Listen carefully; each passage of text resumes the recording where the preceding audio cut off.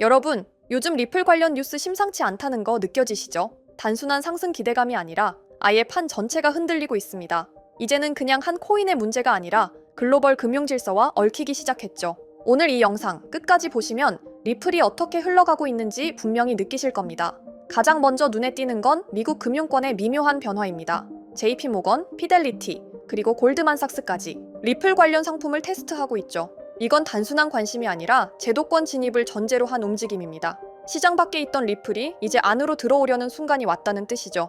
그리고 지금 시장에서 가장 뜨거운 키워드, 스테이블 코인입니다. 리플이 발행 준비 중인 리플 스테이블이 본격적으로 수면 위로 올라오고 있는데요. 테더나 USDC와는 완전히 다른 방향성, 바로 국가와 연동된 설계라는 점. 이건 단순한 송금용 코인이 아니라는 강력한 신호입니다. 리플 스테이블은 각국 중앙은행의 디지털 화폐, 즉 CBDC와 연동될 수 있도록 설계됐습니다. 중동, 동남아 일부 국가에선 이미 테스트 이야기가 돌고 있죠. 리플이 스스로를 인프라로 포지셔닝하고 있다는 걸 의미합니다. 그 중심엔 송금이 아닌 디지털 화폐 체계 전환이 자리 잡고 있습니다. 여기서 또 하나, 리퀴디티 허브 2.0을 빼놓을 수 없죠. 기관 대상 유동성 공급 플랫폼으로 리플이 직접 운영하는 구조입니다.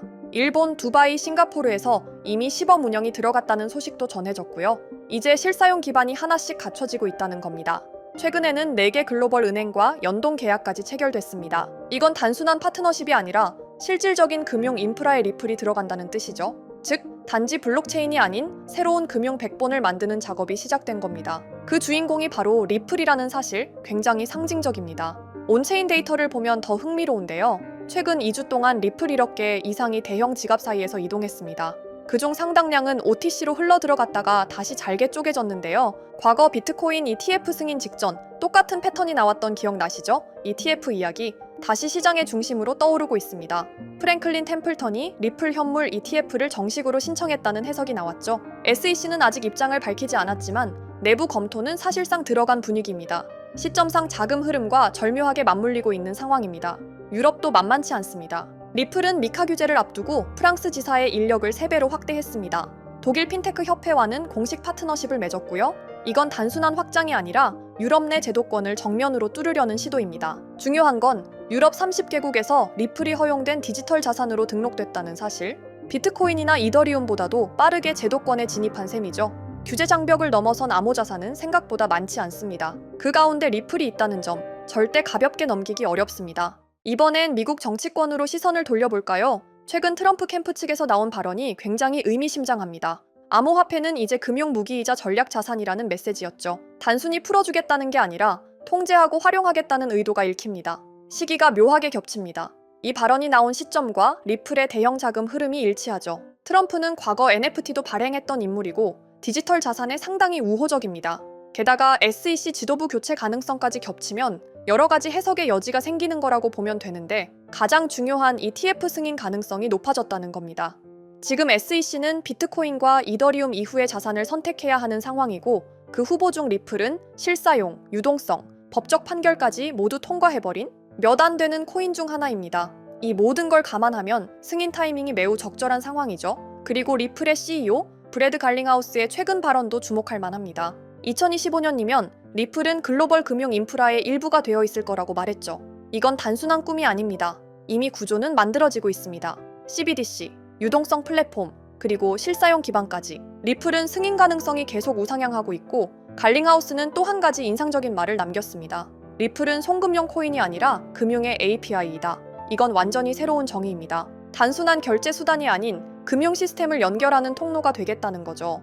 하지만 이런 굉장한 소식들보다 중요한 점 단 하나는 아직 가격에는 이런 호재들이 전혀 반영되지 않았습니다. 시장은 지금도 조용하고 리플은 오르내림 없이 횡보 중이죠.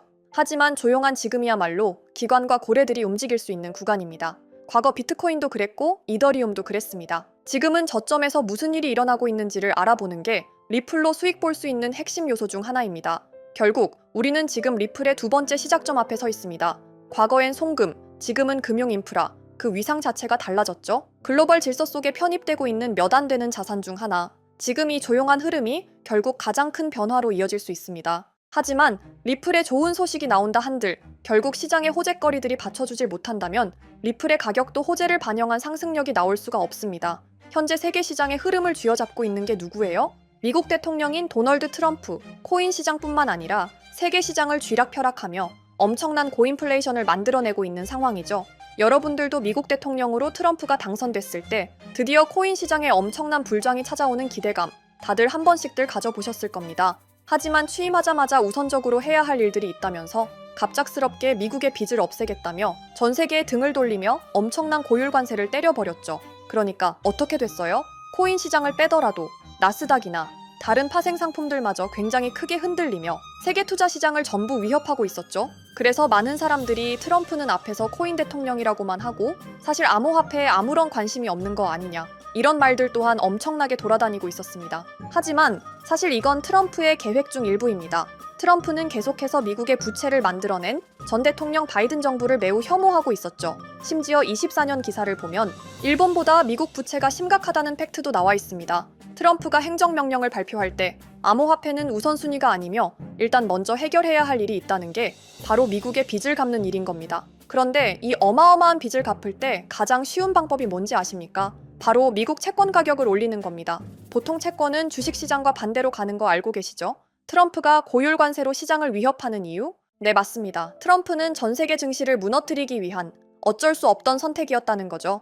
그래서 사실 고율 관세도 트럼프 입장에선 자국을 위한 반강제적인 행동이라고 봐야 합니다. 하지만 여기서 연준 의장 제롬 파월과의 대립도 일어나게 됩니다. 트럼프는 연준 의장에게 금리 인하를 하라며 직접적인 압박을 넣고 있는 상황인데요. 지금처럼 인플레이션 재발 우려가 심각한 상황에 연준의 금리 인하는 쉽게 진행할 수 없습니다. 잘못하면 스태그플레이션, 경기 침체 속 물가 상승이 나오게 된다는 거죠. 이렇게 나오면 전 세계는 고인플레이션으로 인한 노동시장 악화와 엄청난 물가 상승, 그리고 경기 하강에 진입할 수 있는 심각한 상황이기에 금리 인하조차 맘대로 할 수 없는 거죠. 결국 암호화폐 시장 상승에 가장 필요한 핵심은 미국의 부채의 해결 시기가 가장 중요할 겁니다. 현재 미국 부채는 36조 달러, 원화로 계산하면 5경 원이 넘어가는 어마무시한 금액의 빚을 보유하고 있습니다.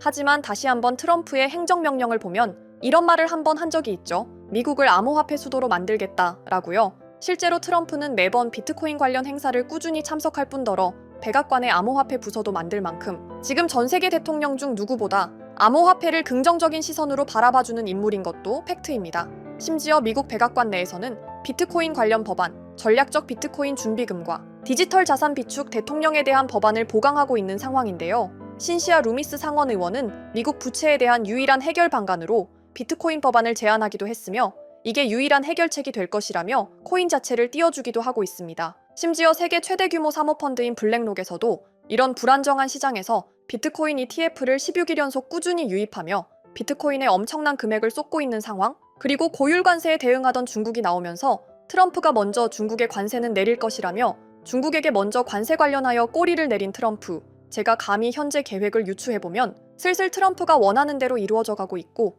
행정명령에 서명한 이상 무조건 지켜야 하는 법안, 암호화폐의 성장 가속화, 이제 암호화폐의 차례가 온 겁니다. 그렇다면 우리는 무엇을 해야 할까요? 바로 암호화폐 시장의 상승 대비와 함께 어떤 코인이 상승할지, 어떤 테마를 타야 할지 이걸 알아야 한다는 거죠.